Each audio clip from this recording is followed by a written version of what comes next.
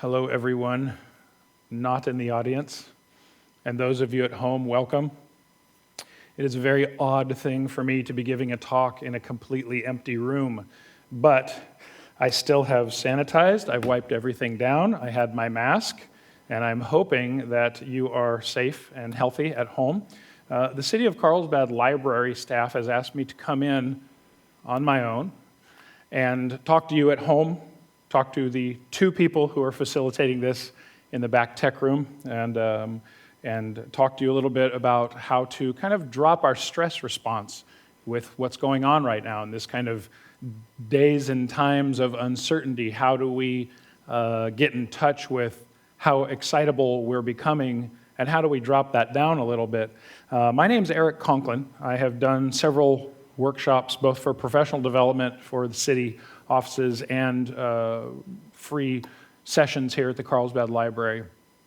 And I teach in a variety of settings. I have a private business where I am bi-coastal, so I jump back and forth between Washington, D.C. and San Diego.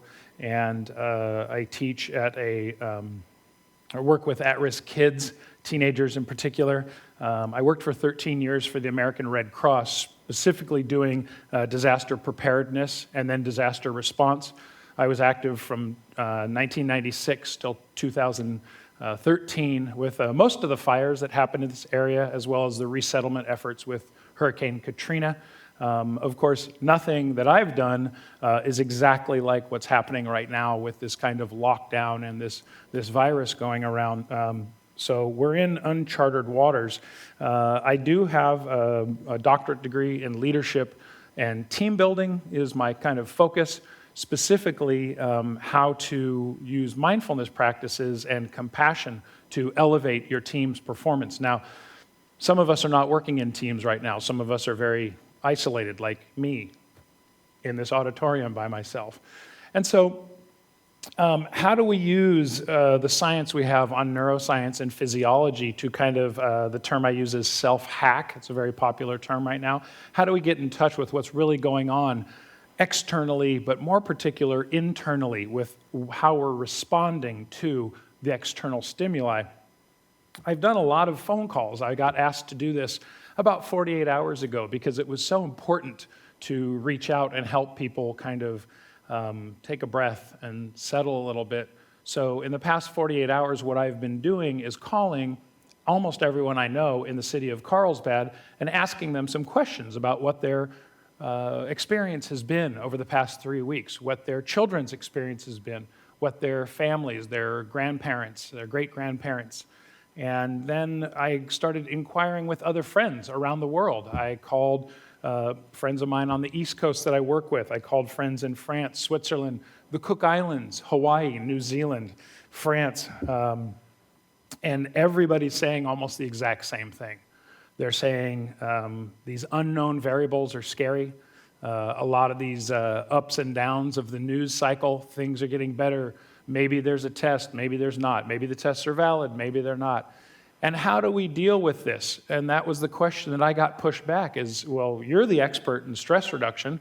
How do I deal with solving my kids' stresses, solving my spouse's stresses, solving my grandparents who are locked in their house stresses? How do we get in touch with what we can do right now so it doesn't feel like our emotions and our mind are just going haywire?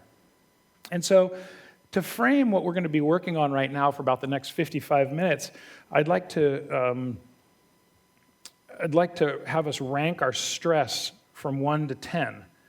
And 10 being, I can't handle this, I need to call someone right now. And if that's the case, of course, call someone. If you're suffering a medical or a emotional mental emergency, of course, you would dial your emergency contact information. This session is not for those critical care needs.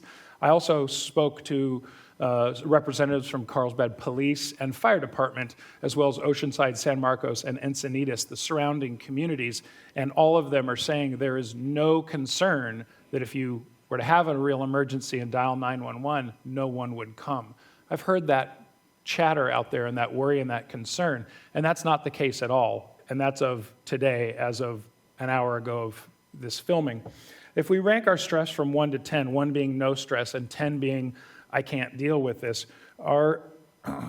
The goal of this program is to give you 3 or 4 exercises to bring your stress from maybe like a level 7, 8, where it's really grinding on you, but it's not overwhelming, and bring it down to like a 4 or 5.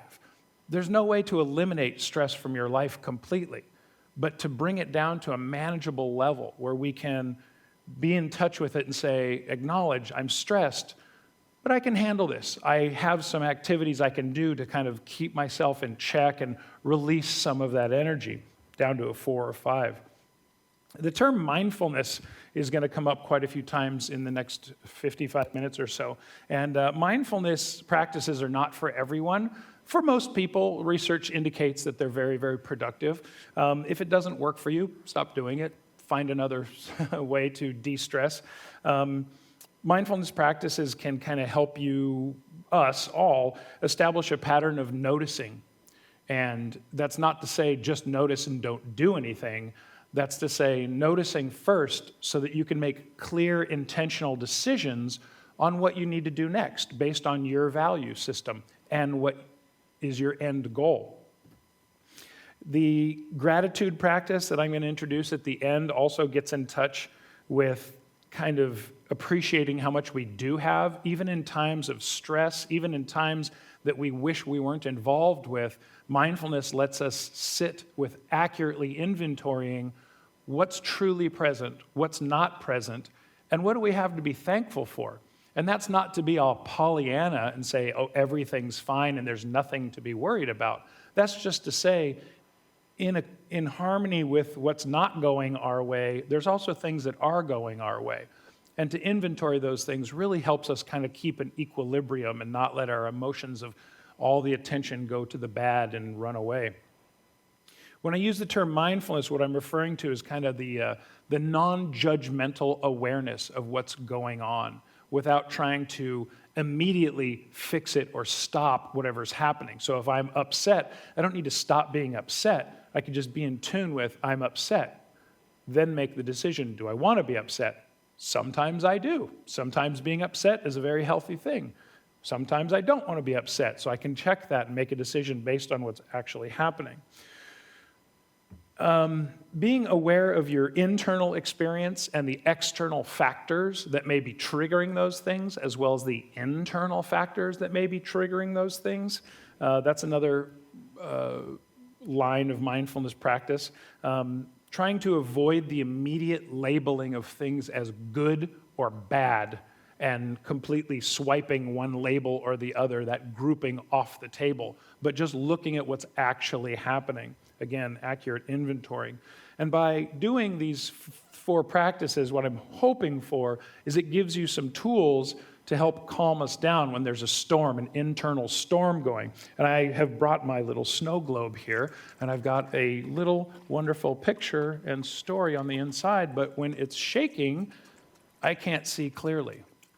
But if I choose to take a breath, hold still for a minute, and let all of the snowflakes of my emotions kind of drop to the bottom, it's a beautiful little story about a starfish. And there's a picture of a starfish in the back. Now I can see it clearly.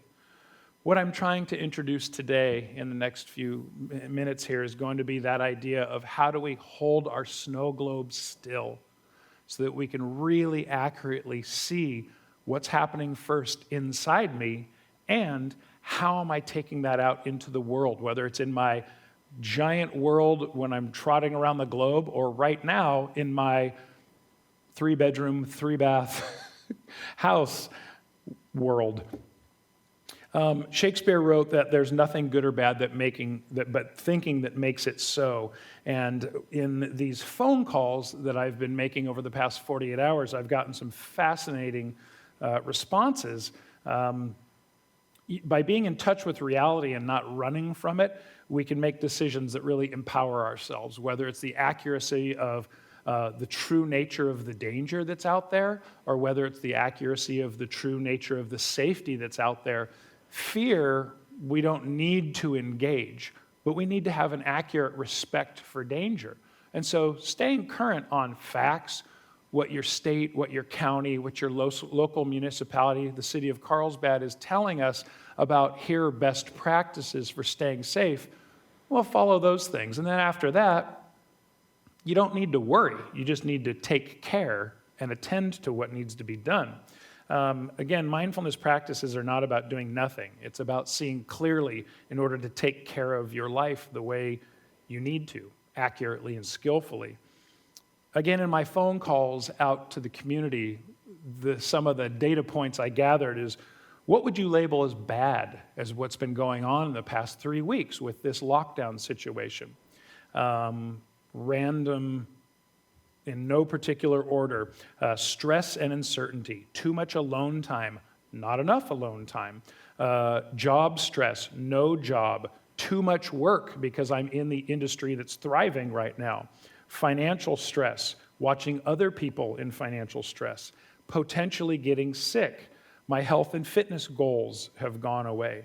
My inability to go care for people, an unknown end or no return to our, quote, normal, hurting people's feelings by keeping away from them, my idea of what life is supposed to be, my loss of power and control, or what I thought was control. I know I have allergies, but every sniffle is stressing me out because I think I'm more sick than I am, which is not the case. Domestic abuse arrests are up in the last 3 weeks. Child abuse reports are down. Teachers are usually the reporters.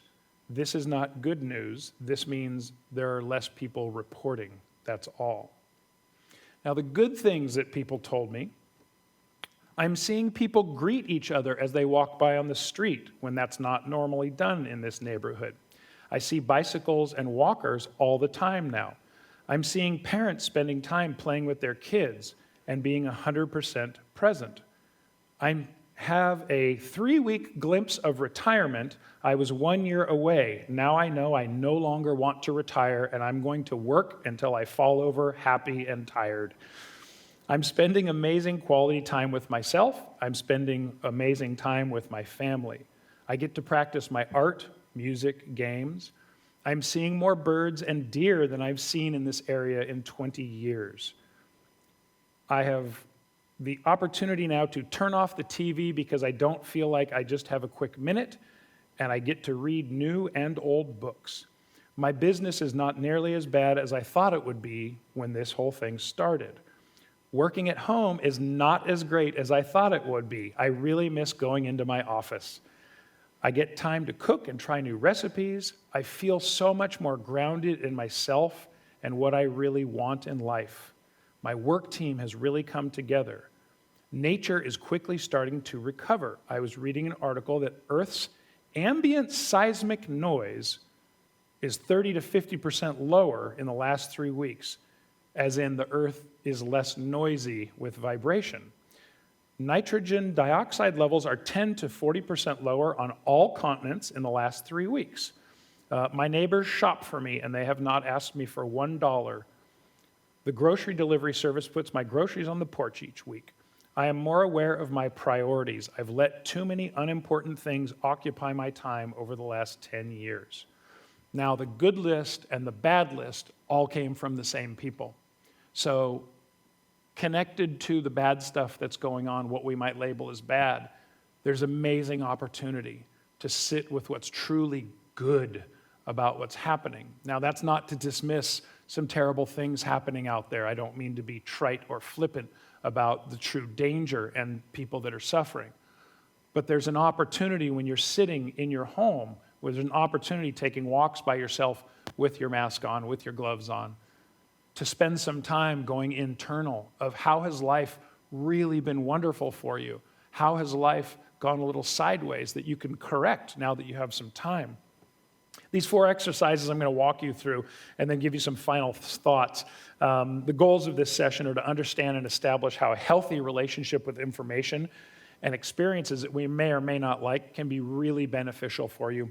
That doesn't mean we don't do anything or take action, but we first clearly see what's happening to take appropriate actions. Take our stress levels down, as I said before, and then learn why adjusting or reframing our mindset from this idea of stress to the word challenge can be helpful. And then also consider how in our little isolation world right now, we're actually all in this together. We're all going through this similar humanity existence experience right now. And again, that's validated by my phone calls around the world, is everyone saying pretty much the same thing, just in different languages. To begin, completely valid to feel what you're feeling, whether it's a level 7, 8, 9, 10, or a level 1. If you're hearing this right now and you're thinking, I don't know what the big deal is, I feel completely happy right now. Good, great. Don't feel any guilt about that. If you can seek joy in the world in the middle of chaos and just drama and information that may not be wonderful to hear, don't feel guilty about that. You should be laughing and playing with your kids. You should be reading good books. You should watch a funny movie. That's really good for you. That's where physiological and mental resilience comes from, is knowing it's going to sway. It's like the ocean tide. Things are going to feel not good. Then they're going to feel good again. Then they're going to feel not good. And then good again. And that's the nature of human existence, is feeling those things. When we feel all these things, whether we're feeling good or bad, we can kind of guide our thoughts and focus on what's actually working well for us if we wish. If there's any resources that you're thinking about, one of the things that I know the city is going to refer you to is their own webpage. If you have access to that, the City of Carlsbad webpage is updated daily. And then 211 is a great information resource for I need to talk to somebody or where can I get this kind of assistance. So please feel free to use those resources, very, very handy. And there's some amazing people working on the other side of that website and on the other side of the phone at 211. There's one tool that in all of this we carry with us, and that's our breath. If you're not regularly breathing, you have bigger problems than just stress right now. You have some breathing issues. And so I am someone who has asthma. So unfortunately, I connect with that little joke I just made in that sometimes I do have breathing problems. It doesn't so much cause me stress anymore because I've learned how to manage it. However, there is a way to use our breath to kind of go internal and check ourselves. So if you're at home, at a desk, at a chair, I encourage you to kind of set down any pens, papers, close any windows you have open if you're watching this online, and just kind of take a breath in through your nose for about 3 seconds. Hold that for about 1 second. And then release that air gently through your mouth for about 6 to 9 seconds, whatever's comfortable for you.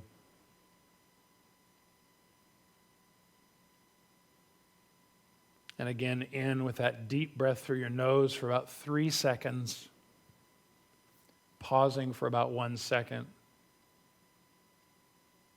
and then releasing for about 6 to 9 seconds, whatever's comfortable for you. Then pause for just a second. In through the nose one last time for about 3 seconds. Hold that and release for about 6 to 9 seconds. And then just kind of let your breathing find its own natural rhythm. And the practice right now is to focus on that in-breath and the out-breath.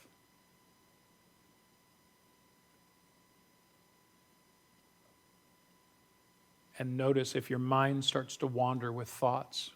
Try and bring it back to feeling the breath going in, feeling the breath going out.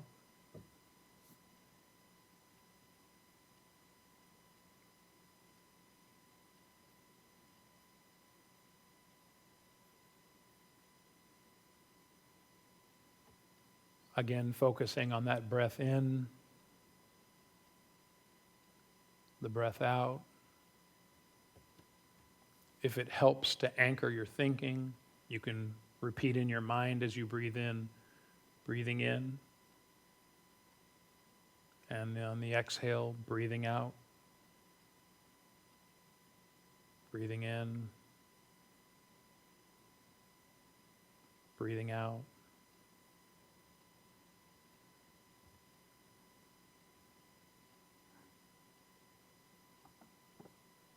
Again, noticing if that mind starts to wander, bring it back to, this is my in-breath, this is my out-breath. This is the practice. It's focusing on the breathing.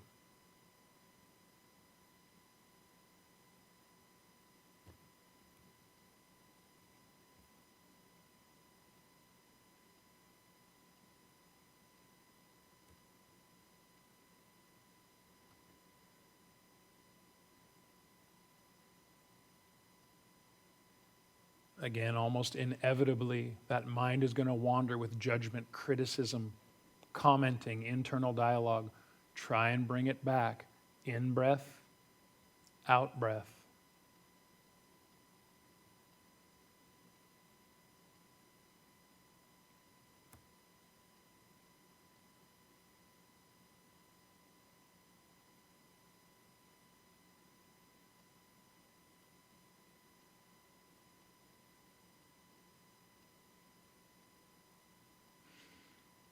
And then I'm going to have us come back together if we're in the room. At home, if you closed your eyes, you can open your eyes again. Generally, we think we're more powerful in a lot of ways than we actually are. And we think we're not as powerful in a lot of ways that we really are. But most of us don't pay attention to that equilibrium of where we're really strong and where we're not. We don't usually practice getting in touch with our weak spots. It's very rare we come across people that really focus and hard target, this is where I'm weak and I'm going to develop this. We see this in bodybuilders all the time when they develop the little muscles, and I don't know the name of them, and I don't have them, so I don't know the name of them. Our monkey minds tend to run away with thoughts of being much bigger than we are, much smaller than we are.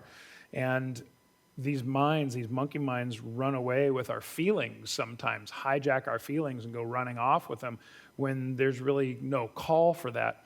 An example of that is something that would be potentially coming up in the future, but we don't really need to worry about it right now. Like, in 9 months, it may get cold again. But if I go prep for that and put on an overcoat and walk around outside on this beautiful 70-degree day, it's going to be about a half an hour before I'm really uncomfortable. And I've created that by being so apprehensive and looking forward to what may happen out there that I've dressed overkill. And so when that monkey mind runs away with that fear and we prepare too much for something that may or may not be an actual threat now, we can get ourselves into trouble without there being actual danger. Now, the situation we find ourselves in now, of course, as I said, the state, the county, the local government, city of Carlsbad is giving us really clear, helpful information on how to prepare for this. They're not saying, go get a large overcoat because winter's coming in 9 months. They're saying, winter's here a little bit right now. We need a light jacket. That metaphor is, of course, our face masks, our gloves, our handy wipes, our sanitation wipes, things like that. When we feel ourselves thinking, like in that metaphor, oh my gosh, winter's coming, we can check ourselves by looking at some real accurate data, like it's actually 70 degrees out there right now. The sun is out. I'm a little overweight. I'm going to get real warm real fast. I was saying that about myself, not you out watching this. But if you connect with me, raise your hand. That doesn't help me at all because I can't see any of you, but maybe there's a hand up there that can connect with me. What we can do is we can transform what this monkey mind does from stress into challenge, right? With stress, that's the cortisol and adrenaline that's released in your body. We call that the fight or flight response. And the science behind this, I'm not going to go too deep into. If you want to go to my website, erikconklin.com, in resources, all the research that I'm basing this on is from there at Stanford, UCLA, hard-hitting schools doing great research. Stress makes us stupid, right? Where our eyesight gets very kind of myopic and focused. We get very heightened awareness, but in a very narrow spectrum of sight and sound. We climb better, we fight better, we kick better, we run better. That's because if there's a rattlesnake on a trail that I'm walking down and I don't jump and the rattlesnake strikes at me, I may die. I don't want to do that. And so that's adrenaline when that snake is there, or a lion, or whatever you have on whatever trail you used to walk on. So when there's danger there and I don't respond to it, I could get hurt very bad. And so when that adrenaline courses through me, I jump out of the way and run or kick or climb or whatever it is. The next day, if I walk down that same path and that rattlesnake or lion is not there, or maybe it is in the bushes, I don't know, that chemical coming through my body is cortisol. Now, all of those chemicals are useful in our body in one way or another. But when we're feeling consistent levels of stress that are not fight or flight, but a lower level of fight or flight, like being in our houses sometimes by ourselves, worrying about a virus out there, I'm just picking something at random from the air here, that chemical cortisol can do some real damage to us. If you consider that a stress is something that makes us stupid, the flip side to that is a challenge. That would be like a video game, a game of chess, setting a personal record on your 10K, doing a bike ride up the hill faster than you've ever done it, doing 25 sit-ups instead of 3. Whatever your challenge is that you like in the world that's fun, that brings out the best in you, we can take these stressors like a virus, a rattlesnake, a lion, and transform how we respond to it. Instead of reacting to it, we're responding to it in an appropriate way that protects us, but also we don't have to carry around the weight of feeling the stress, feeling the anxiety, feeling the what if, what if. The what if, we can compartmentalize a little bit and say, well, what if based on the facts that we know? What the CDC is telling us, what the city of Carlsbad is telling us, what the county's telling us. Put on gloves, use your wipes, put on a mask. Stay home as much as possible right now. That's great. This fight or flight is based in the sympathetic nervous system. Again, we call that the fight or flight. That's the adrenaline system, the cortisol. The challenge system is on what we call the parasympathetic nervous system. In the sympathetic nervous system, the fight or flight is really useful in certain small doses, and the parasympathetic nervous system, the kind of bumper sticker phrase we have for that, is the rest and digest system. And that's where we want to get to, is we want to say there is a real threat. Statistically speaking, it's much lower than any news outlets would probably let us in on. So we can kind of shift over to, as long as I'm very careful, I can actually kind of drop my anxiety. I can set it down for a few minutes or a day or a month.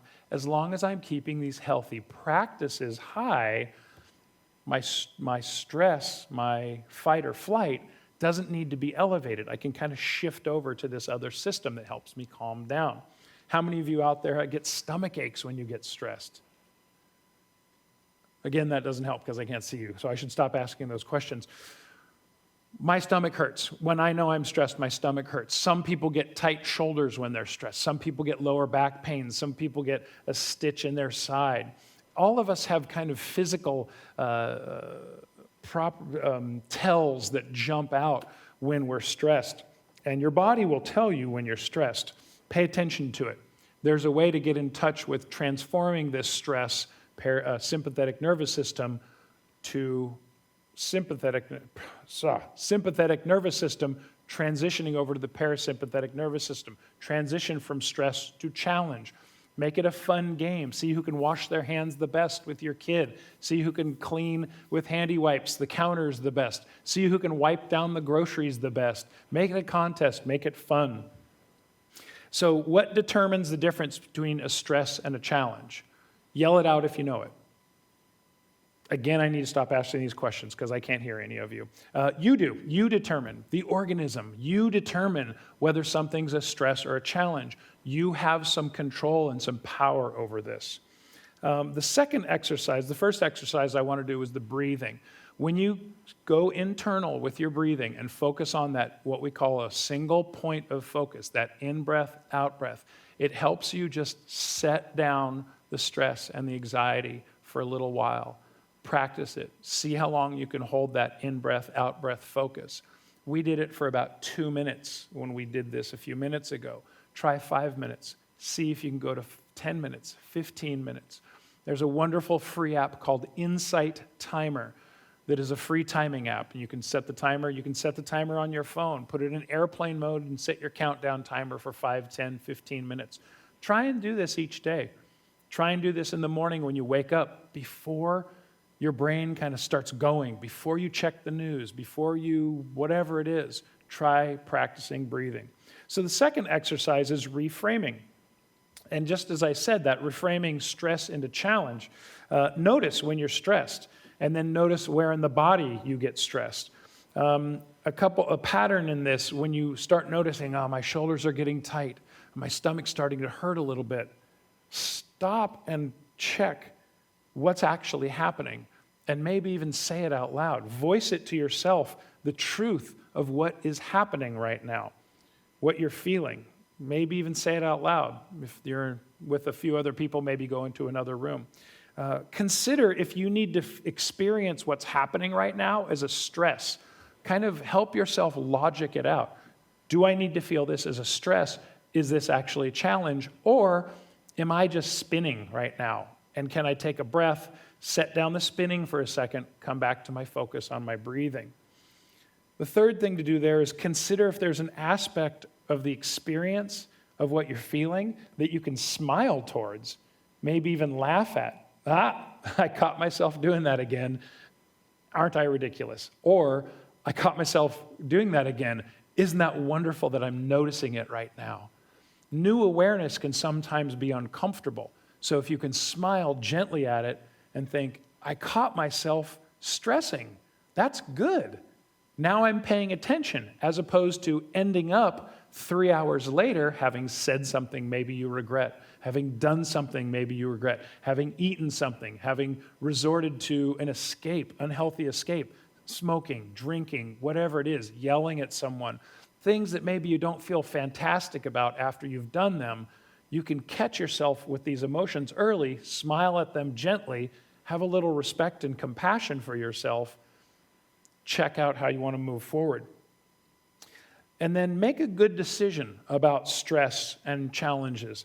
And sometimes making a good decision is to sit and do nothing. Sometimes making a good decision means running out and taking action on something. You're the best judge of what it is you need to do at that moment of paying attention. And then if you need to, take appropriate and helpful action. So in review of that last section, voice yourself the truth of what's happening and what's actually what you're feeling inside. Consider if you need to experience this moment as stressfully as you are experiencing it. Consider if there's an aspect you can smile towards in what's happening right now, or even laugh at. Find a little humor in being a human being and all of the accidental feelings we have or purposeful feelings we have. There's some really funny things that we can find out about ourselves. Make a decision about stress and a challenge, even if it's to do nothing. And then, if it's appropriate, take helpful action. Take action on something. The third exercise that I want to introduce to you in the home audience there is the stop exercise. It may be possible that in the last 3 weeks, you've grown frustrated with someone, maybe a child, a spouse, yourself, parents, aunts, uncles, whomever. Be aware of that moment when you start to feel that.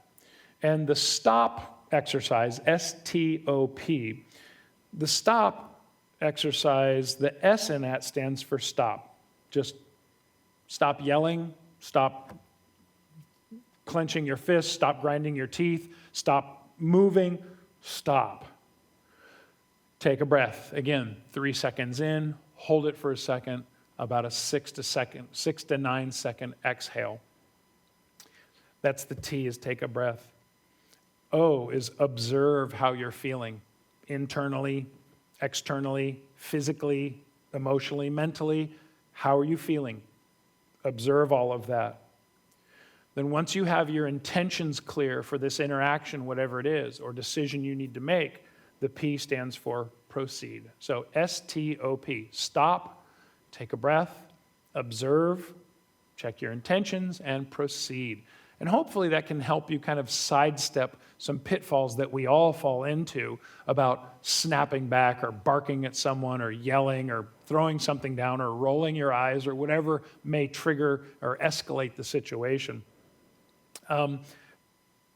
If you're an absolute cherubim angel at home and you never get frustrated with people, good for you. You should be up here doing this, and I should be out there in TV land watching it.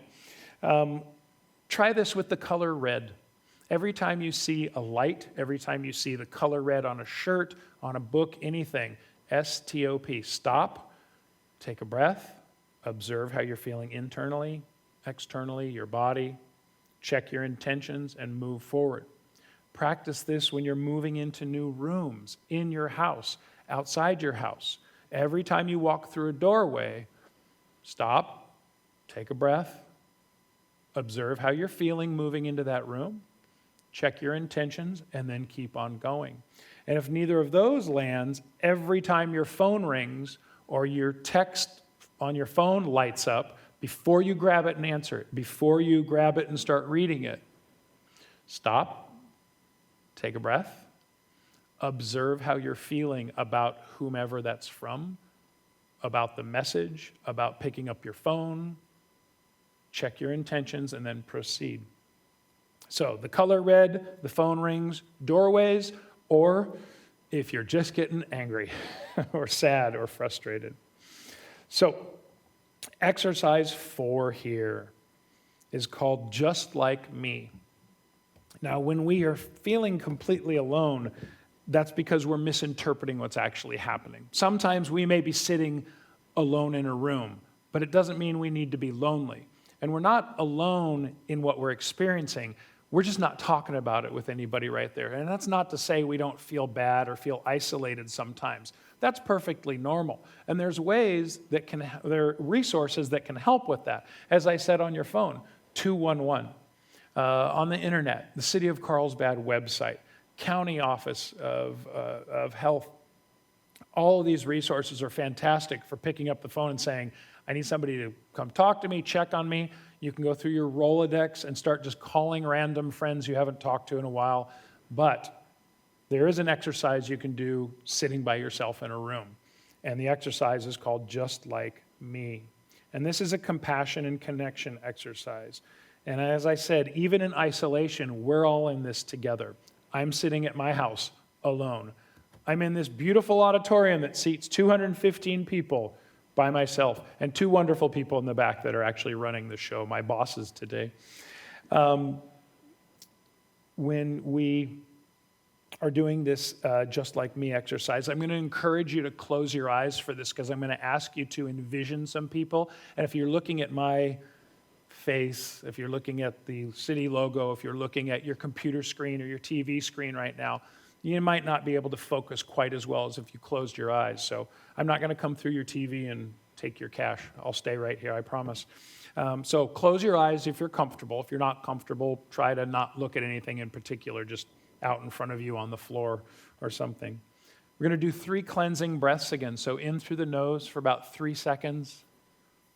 A slight pause there. And then out through the mouth for about 6 to 9 seconds, whatever's comfortable for you.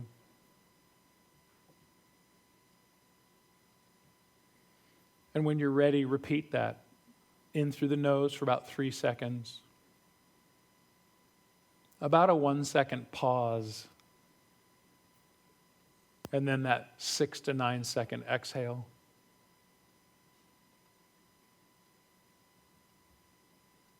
And then one last time. In through the nose. About a 1-second pause. And then a 6 to 9 second exhale. And then let your breathing find its own comfortable rhythm. Again, coming back to breathing in and breathing out.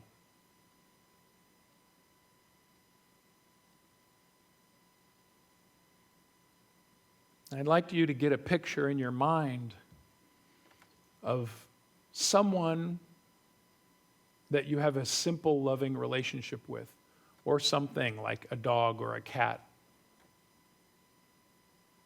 I'd like you to envision this being, and I'd like you to get in touch with how much you love them.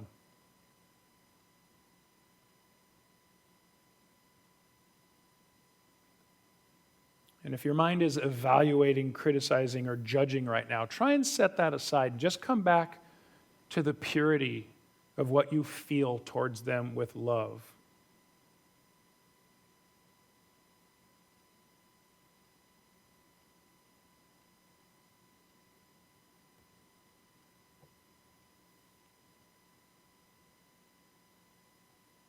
And try and focus on this person or animal as just a being that wants to exist.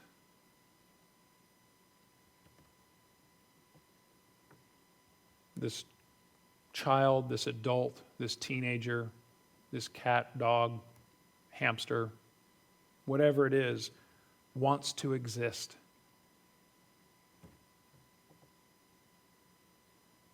And in your mind, repeat this phrase: just like me, they want to be safe.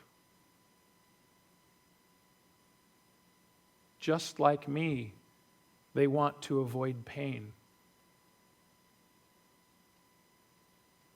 Just like me, they want to be happy.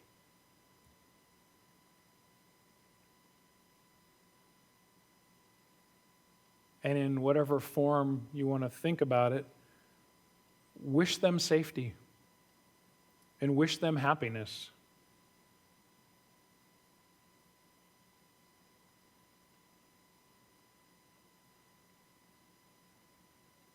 And think in your own mind how you feel about that person right now and wishing that for them. And we can send this energy towards people. It's good for them and it's good for us. And keeping your eyes closed, I'd like you to envision someone who you don't really know but is kind of familiar. Maybe a postal worker, garbage collector, person at the cash register wherever you shop. You know their face, perhaps you know their name, maybe, but you definitely have a vague familiarity with them. And again, if you have an evaluation, a criticism, or a judgment you're thinking, try and set that aside and just see them as a human being standing there or walking there or lifting there, whatever they do. Try and consider them as just a human being trying to exist.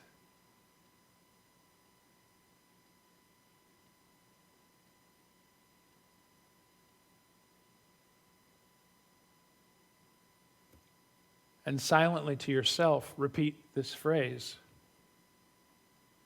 just like me, this person wants to be safe. Just like me, this person wants to avoid pain. Just like me, this person wants to be happy.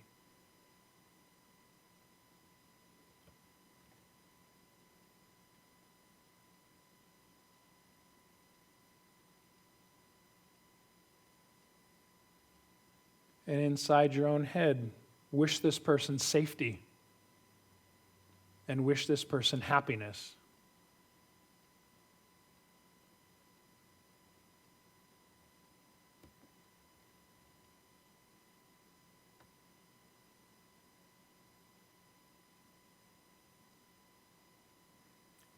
And now, if you will, bring to your mind the image of a person you met once that you really don't have a lot of contact with, if ever. A person that lived down the hall 10 years ago, down the street 20 years ago, in the next town that you drove through once, in the next state, in the next country, on the other side of the world, that one trip you took. Try and envision someone you had some interaction with or saw and you can remember.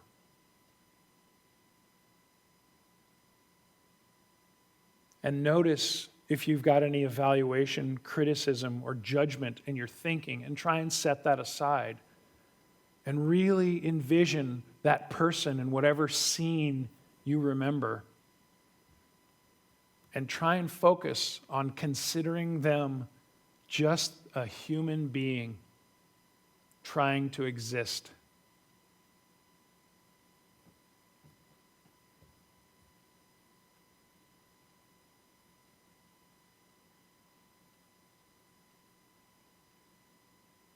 Again, bringing that attention back to this person just existing as a human being.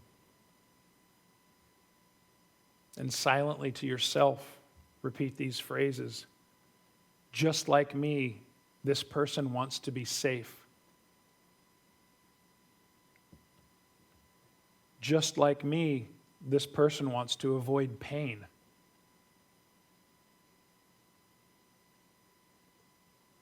Just like me, this person wants to be happy.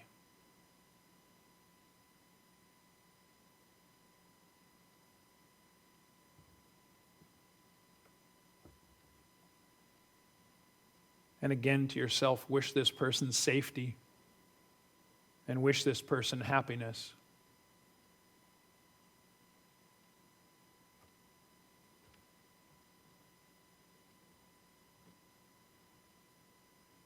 Now, if your eyes are closed, go ahead and open them and we'll come back together alone, paradoxically. I'll feel like you're here with me if you open your eyes now. Wishing someone happiness and safety doesn't mean you're validating what they're doing. A lot of times people confuse compassion with validation. You can be compassionate towards someone. You can recognize that other people are suffering. You can recognize other people want joy and happiness without condoning what they're doing. So don't confuse compassion with being a doormat. You can be compassionate and have healthy boundaries. One of the things that's incredibly good for our brains and our bodies is that phrase, just like me, and kind of anchoring ourselves on, you and I may be disagreeing on something, but I recognize a human being on the other side of this argument. It may be that we're getting along great, and I recognize on the other side of this joy, there's a human being. Just recognizing a human being doesn't take anything away from your point of view, your attitude, how you vote. You're still as strong and powerful as you ever were, if not more so, by recognizing the human being on the other side of the table, on the other side of the town, on the other side of traffic, on the other side of the world. So, the four things we covered here. Your breath. That's the first tool. You've always got your breath with you. So wherever you are, in the post office with your mask on, at home after you've wiped down your hands and washed your clothes and all of that good stuff, when you're riding your bike, you can always stop and rely on your breath as your safety net of focus. If you feel like your energy level's just going too high, you're moving from a 3, 4, 5, stress level 6, stress level 7, try that breath. Just pretend like you've got a suitcase. Put your stress and your troubles in that suitcase. Put it right down next to you. You can pick it up in just a second. Come back to your breath. Right? 3 seconds in, hold it. 6 to 9 seconds out. Do that a couple times. Find your own rhythm. If you want to, pick your stress right back up and then keep on going with your day. If you want to leave your stress sitting there for a while, let somebody else pick it up later. You can always find it. The second tool, the second practice we did is reframe and ask yourself questions, right? Practice noticing what's triggering any runaway thoughts. And if you're exclusively focused on labeling things as good and bad, see if you can see things as intertwined. There's some terrible things happening right now. There are also some wonderful, beautiful things happening right now. Both of those things are true. Notice, don't judge. Try and stay away from right and wrong. Just go to, this is working, it's not working. That's how you can see information clearly. Part of that is eliminating screen time in whatever form works for you. I've gone 48 hours. I try and go 48-hour hops. The information doesn't change that fast, where in 48 hours, I'm not all caught up with everything. And if something were to happen and something were to go real sideways, someone would come knock on my door, or reverse 911 would ring my phone, or someone would call me. But I don't need to be watching, name 17 different news outlets. I don't need to be watching those every day to stay pretty current on what's happening. So ask, is this thought or exposure to this information or this person helping me right now? The media, the people I'm talking to, conversations, my own thoughts? Or can I set these things down for a couple days, go exercise, go spend time with my kids, make phone calls to people that really make me happy and joyful and proud to be me? Be gentle on yourself. Try and be a scientist of your own life. Experiment with what of these aspects works for you. Use your power to focus on something good in the world. Practice this stop, S-T-O-P. That's the third tool. So stop, take a breath, observe what's happening internally, observe what's happening externally without judgment. Proceed with your intentions in mind. Remember the color red, the phone ring, and the doorways. You could practice that. Or if you just feel yourself getting mad. And then just like me exercise. Whomever you see or talk to, consider that phrase just like me. Try and just slap that phrase, metaphorically, on everybody that you see who's driving near you, who's tailgating you, who cut you off on accident or on purpose. Just like me, they're really stressed. Just like me, they're not paying attention sometimes. Just like me, they just spilled coffee all over their lap. Just like me, my child is freaking out. The more you can plant that label on people, just like me, just like me, just like me, you can bring your stress level down. You can make it so you don't have to respond at a level 10 when they come at you with a level 3 stressor. So, just like me, they want to be happy. Just like me, they want to be well. You're not in this alone. Neither am I. I mean, I'm in this alone, but we're in this together. All of these tools I practice myself. These are all things I tell people that I love. This is all based in research, as I said, you can find on my website. Be gentle on yourself. We're in a very, very unique time. Try and stay away from the self-criticism or self-judgment. That's something that people fall into sometimes when they have a lot of time on their hands. Nobody has all the answers right now, but we collectively will be figuring this out. There's a lot of smart people doing a lot of smart things as fast as they can to try and get us some answers and solutions. They're working on it.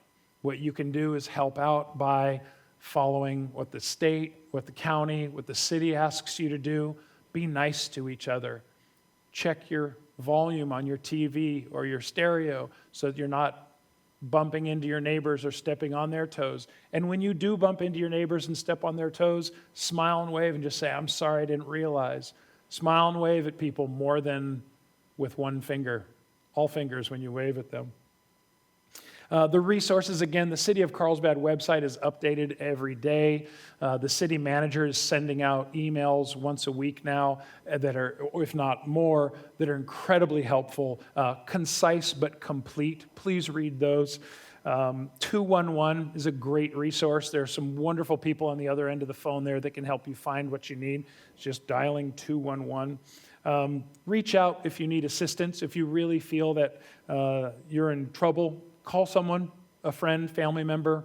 If it's an emergency, of course, 911, not for trivial stuff. And then my last thought on this is, ladies and gentlemen, we have an incredible opportunity right now to mold and adjust our lives. I've got people that I've been talking to over the past 2 days in preparation for this talk who've been saying, I'm not going back to exactly what I was before. Not because anybody's telling me I can't, but because I'm in tune with some things about myself that I didn't have the habit of sitting still and thinking about, and now I do. We can all be doing this. Tighten up our lives a little bit, make small adjustments, make big adjustments. There's opportunities that always come from situations that we might label bad. So keep an eye out for that. What do you want for your future? What can you do right now to start heading in that direction? Not tomorrow, not in a week, not when the light at the end of the tunnel comes. Right now, today. Can you get online with somebody? Can you a resource? Can you get a resource through 211? Can you get online with the library and start reading that book you've never read? Can you learn that language you've never learned? Can you reach out and practice that language with someone else that speaks that language over the phone? Again, we're all in this together. I always like to end with quotes by writers that are phenomenally more intelligent than I am. My favorite two quotes right now is Joseph Campbell, the author of The Hero's Journey. On the hero or the heroine's journey, Joseph Campbell writes, "Sometimes we must be willing to let go of the life we've planned so as to have the life that's waiting for us." And we don't know what that is until we start moving that direction. And then the last one is one of the greatest, if not the greatest, wedding speech I've ever been present for, and that's my friend John's dad looked at John and his wife and said, I get choked up every time I read this. Love each other. Everything else is nonsense. So love each other, take care of each other, reach out when you need it. I wish you well. Thank you.